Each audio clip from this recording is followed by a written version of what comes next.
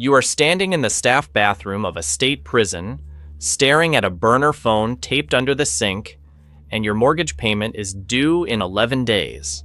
You are a prison guard. 8 years on the job. $39,000 a year to walk through concrete corridors where everyone wants something from you. The inmates want favors. The captains want obedience. Your wife wants answers about the bills. Your daughter needs dental surgery your insurance barely covers. And every morning, you put on a uniform that makes you look powerful to people who have never seen your paycheck. The first offer comes from an inmate named Darnell Price, Shell Block C. 6 years into a 15-year sentence, clean record, never causes problems. That is why you notice him. In prison, the quiet ones are either safe or dangerous. You just do not know which until it is too late. He catches you during evening count, standing near his cell door with his hands visible. Respectful, pat, he says his mother is dying. He says he only needs 5 minutes on a phone that is not recorded, no threats, no pressure. Just a man asking to hear his mother's voice before the hospital calls someone else. You tell him no. That is the rule. He nods like he expected that answer. Then he says he can pay. Not much, $500, enough to cover the utility bill sitting unopened on your kitchen counter. You laugh once, quiet and bitter, because $500 is both nothing and everything. You walk away.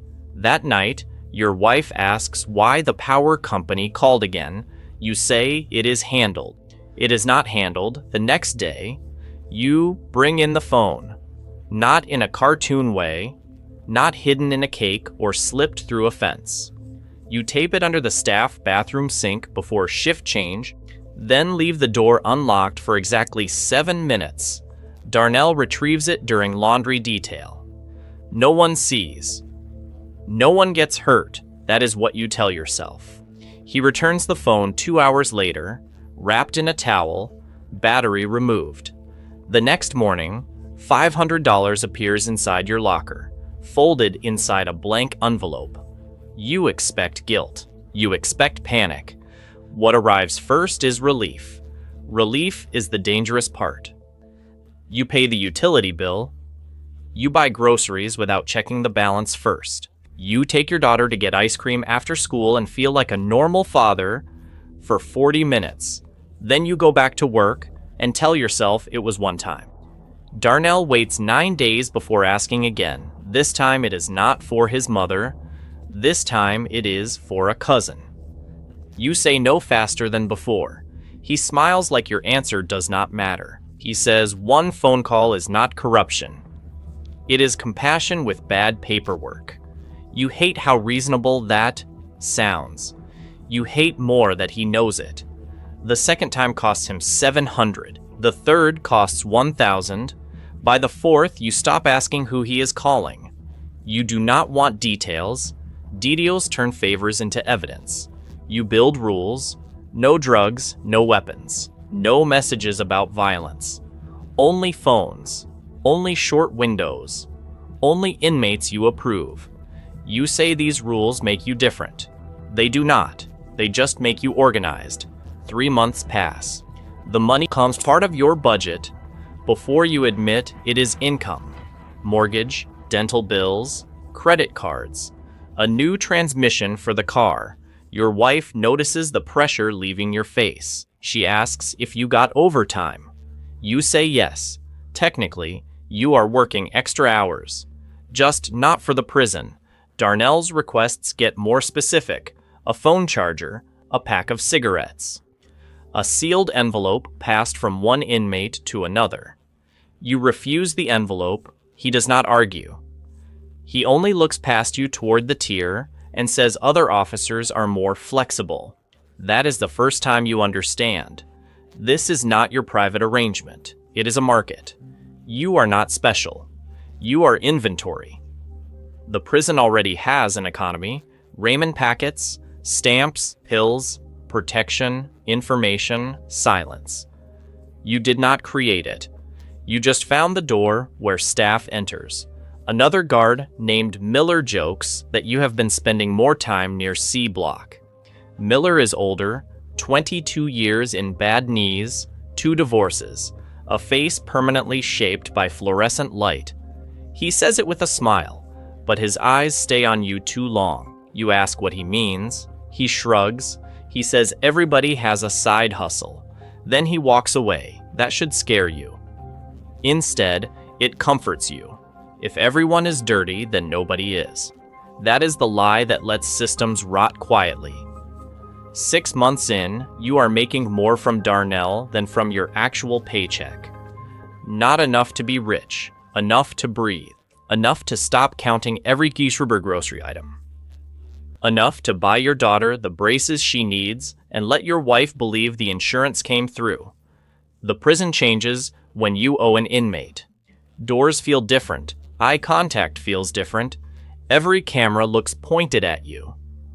Every radio call sounds like your name is coming next. Still, you continue.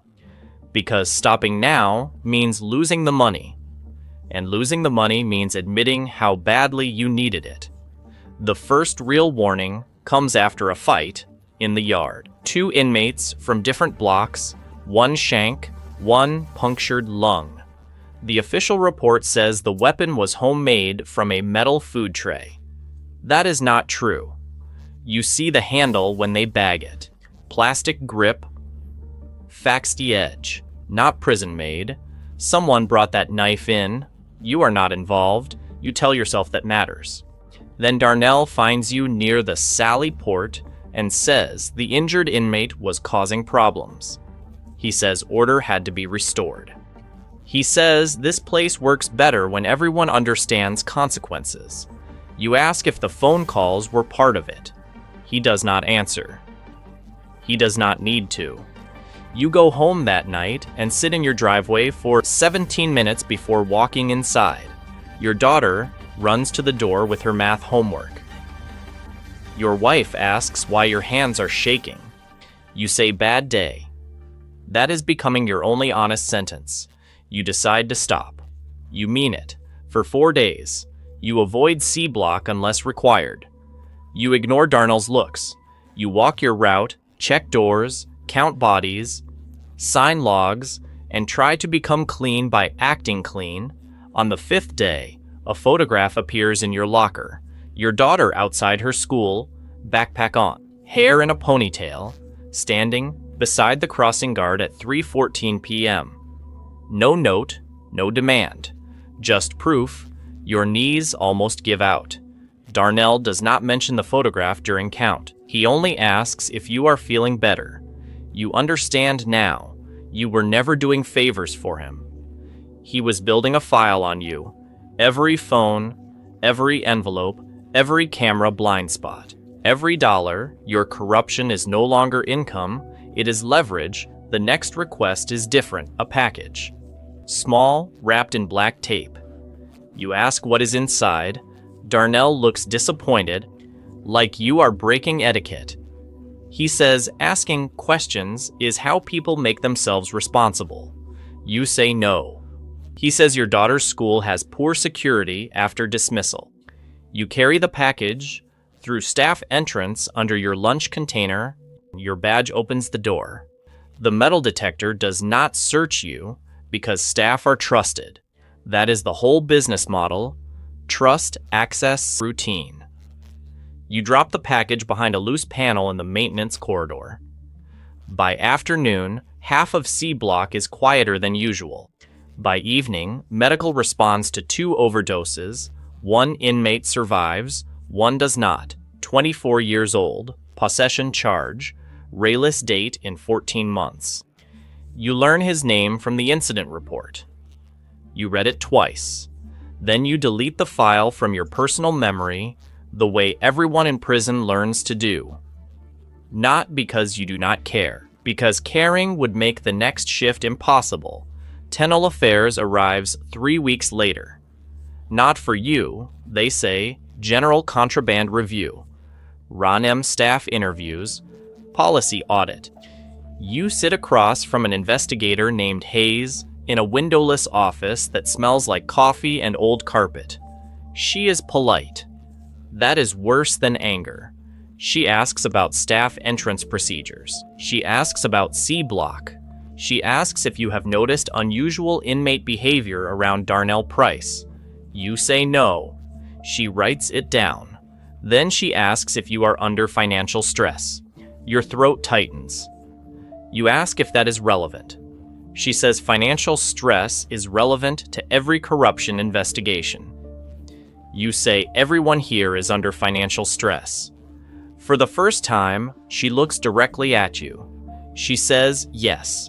That is why they ask. You leave the interview sweating through your undershirt. Miller is waiting outside. He tells you not to overthink it. Hayes has been here before. She shakes the tree, sees what falls. He says most people fall because they panic. Then he says something that makes your stomach turn. He says Darnell is not loyal. He says nobody who owns you is loyal. You ask how he knows. Miller just smiles. For the first time, you see the whole prison differently, not inmates and officers, not criminals and staff, just networks. Small economies of fear moving through concrete. The uniform does not place you above it. It only gives you a better position inside it. Darnell's gang expands their demands. More packages, more phones, names of inmates scheduled for transfer. You become a leak in human form. The prison responds without knowing your name yet. More shakedowns, more cameras, more double counts, more locked doors. The system feels stupid until it starts moving. Then it feels patient. That is what you never understood. Institutions do not need to be fast. They only need to keep records. One night, during a surprise search, officers find a phone in C block. Not one of yours. That should make you feel safe. Instead, it terrifies you, because the phone contains photos, staff schedules, blind spots, your locker, your car, your daughter. Hayes comes back the next morning with 2 investigators and a folder thick enough to end your life. She does not accuse you at first. She lets the evidence breathe. Bank deposits, Camacor gaps, shift patterns, dot metadata, inmate statements, the photograph from your locker, a still frame of you entering the maintenance corridor with your lunch container held too carefully. You try to speak. Nothing useful comes out. Hayes says Darnell is already talking. Of course he is. He traded you before you even knew there was a negotiation. She offers you one chance. Cooperate, identify staff, identify inmates, wear a wire, help them dismantle the contraband network. Maybe the prosecutor considers it. Maybe your wife hears your confession from you instead of the news. Maybe your daughter grows up knowing you helped clean up the thing you helped poison. It is not a good deal. It is just the only deal left. You take it. The next 2 months are the longest of your life. You keep wearing the uniform. You keep walking the tiers. You keep nodding at inmates who would cut your throat if they knew you were recording them. A small device sits under your vest. Every conversation feels like standing on ice. Darnell suspects something. He studies you now, not as an officer, not as a partner, as a problem. Miller avoids you completely. That is how you know he is involved. Dirty officers recognize investigations before clean ones do. The takedown happens on a Monday morning lockdown at 6:00 a.m. Tactical team through C block, Tenal affairs in administration. State police in the parking lot. Darnell is pulled from his cell barefoot, calm, almost bored. Miller is arrested in the staff lot beside his truck. 3 other officers are escorted out before breakfast.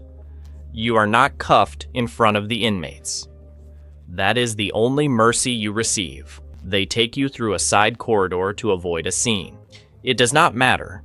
Everyone knows. Prisons run on information faster than the internet. By noon, your wife has called 17 times. By evening, your name is on the local news. The headline uses the word guard, not officer, not father, not husband. Guard. Like that was all you ever were. You plead guilty 6 months later. Bribery, contraband trafficking, conspiracy, misconduct in office. A man died from something you carried inside. The prosecutor says that in court. Your lawyer says you never intended harm. The judge says intention is not a shield against consequences. You are sentenced to 8 years. State prison, not the same facility. They are not cruel enough for that. Or maybe they are just avoiding paperwork. Intake is worse than you imagined because you know every step. Strip search, delousing, uniform issue, classification, temporary housing. You know what the officers are thinking because you used to think it. Another body, another file, another problem to count. Your first night, you sit on a bunk that smells like bleach and old sweat. The cell door closes with a sound you have heard thousands of times from the other side. From inside, it does not sound procedural. It sounds final. The inmates know what you were. They always know. Former guards do not become ordinary prisoners. They become stories with legs. Some men hate you on principle. Some want favors you can no longer provide. Some simply watch, waiting to see what protection you have. You have none. Your old uniform is gone. Your badge is gone. Your access is gone. All you have left is the knowledge of how cages work. And that knowledge does not open doors. Your wife brings your daughter once. Only once. The visiting room is loud with vending machines and plastic chairs. Your daughter is 13 now. She does not look angry. That would be easier. She looks embarrassed. She asks if you brought drugs into the prison. You say yes. She asks if someone died. You say yes. She asks if you knew. You say no. Then you correct yourself. You say you knew enough. That is the first honest thing you have told her in years. She nods like she is filing it somewhere permanent. Your wife does not cry.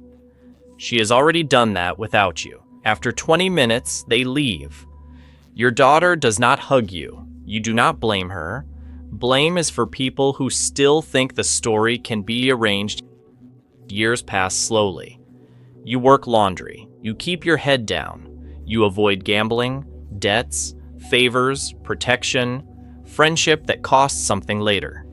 You know the economy now from both sides. You know every kind of request is a doorway. Every doorway becomes a hallway. Every hallway ends in a room you did not mean to enter. Miller gets sent to another facility. Darnell gets more time and still manages to run business through people who swear they are not connected to him. The prison continues. That is the part that breaks you. Not that you fell, not that you were punished, but that the system absorbs the scandal and keeps moving. New guards replace old guards. New inmates replace dead ones. New phones appear. New envelopes change hands. The machine does not stop because one corrupt officer became an example. It just updates the training slides. You are released after 6 years and 4 months. Good behavior. Your daughter is almost 20. Your wife is no longer your wife. The house was sold. The braces were paid for. That detail stays with you. The first money you took did solve the first problem. That is what makes it poisonous. Bad choices are easier to regret when they never help.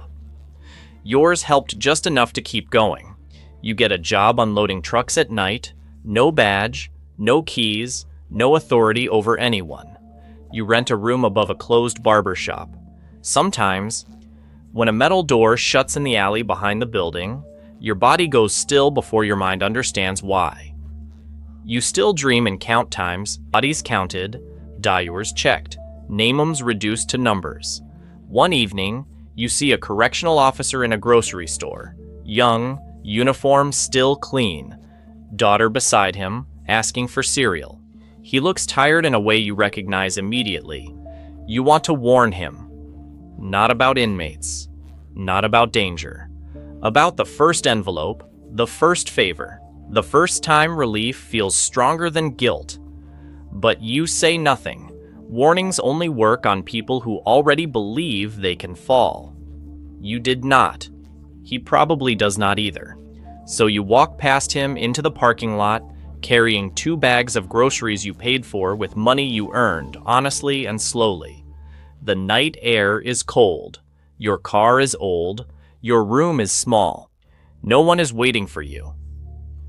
But no inmate knows your daughter's school. No investigator is building a folder.